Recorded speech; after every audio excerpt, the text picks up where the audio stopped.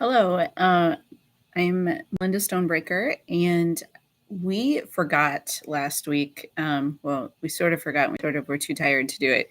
The recap of community conversations from last Thursday. So I apologize that this is a week late, but I wanted to go ahead and recap the things that we talked about at our conversation. And first, I'll say thank you to all those who helped to prepare the meal. We had some burgers, and it was just a good meal and a good time. Also, thank you to everyone who came and participated in the conversation. And so, the first thing that we mentioned was that it's Suicide Prevention Month, and this is September. And so, just wanted to remind everyone of that. And there will be the You Matter Walk, Suicide Prevention, this coming Saturday, which is on the 13th, and it starts at 10 o'clock at the United Methodist Church. And you can come at 9 o'clock, and registration starts then, and there will be booths and tables of information. So we just began by letting people share how they were feeling. And I'll post a picture of the responses that we got from that, and recognize that sometimes it can be hard to note how we're feeling. Everybody got a little feelings wheel, which is the thumbnail for this video. And it looks like this.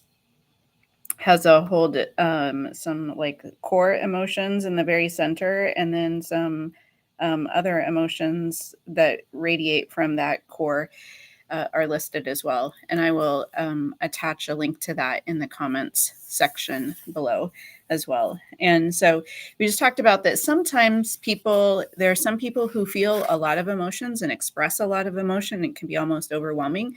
And then there are some people who like to suppress their emotions. And really, regardless of where we are at, doesn't matter. That's where we are, and that's okay.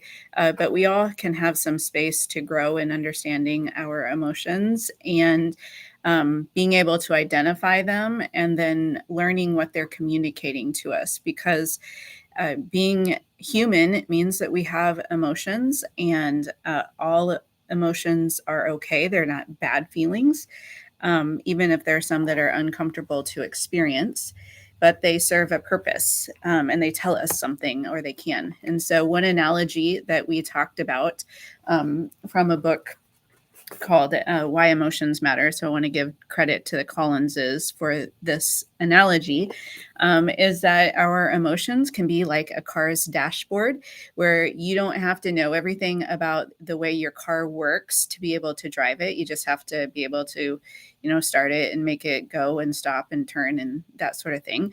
You don't have to understand the engine, but your engine and your car's inner workings will give communication back to you through your dashboard.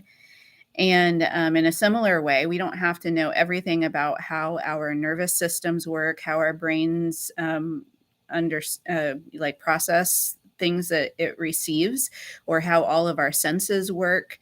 But our bodies give emotions. And those emotions are like a little warning light that comes up on your car's dashboard, where it might say, that the fuel is low. And so then oh, I need to stop and get gas sometime soon.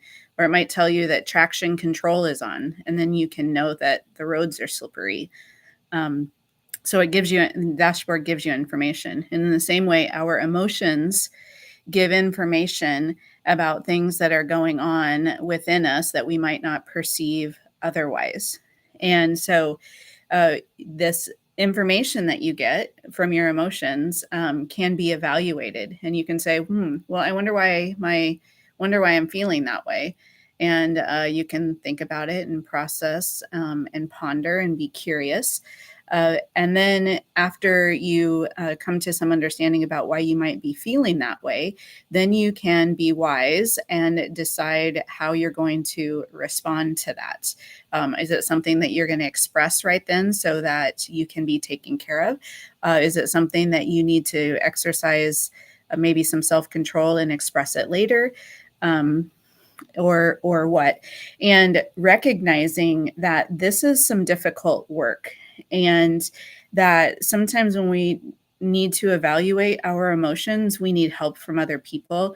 And so, certainly, talking with a trusted friend is good, but also realize that there are professionals that help with this. So, talk to a counselor or a therapist or someone who is trained to be able to help. And remember that if you're in Adair County and you need help paying for these services, that there's a Greenfield Rise program that can help with that. So, related to our emotions, lots of people shared different things that they have felt and what they have learned about emotions, and how we relate to one another with those emotions, and give grace to each other because we're not all the same. Um, we also talked about some of the negative thoughts that go around in our heads. And sometimes when we are anxious, or maybe when we are angry or sad, or even when we're happy, these emotions, these thoughts can just cycle through our heads. And so I'm going to attach another document to this that's about ant infestations. And ANT is an acronym for automatic negative thoughts. And so many of us have experienced things like this. This article was written around the time of COVID. And so a negative thought that people had then was something like, nothing is ever going to be the same. I will never get over the death of this loved one who died from COVID, or there's so much uncertainty. I just can't handle it. I can't handle it. I can't handle it. And this keeps going around in our heads. And so this gives some ideas of ways that you can get rid of these ants, the automatic negative thoughts. And so those things can impact how we're feeling by what we're choosing to listen to over and over in our minds. We also talked about that a lot of us are rest deprived. And when we don't have adequate rest, sometimes our emotions can become very overwhelming. And so I will attach another handout that we talked about that just talks about different types of rest. And so it brings up that what we most often think about is physical rest, like taking a nap or getting enough sleep at night, which is incredibly important.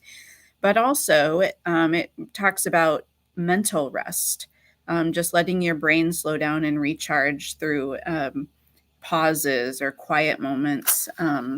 Emotional rest, where you can have space to process some of your emotions that you couldn't process right in the moment.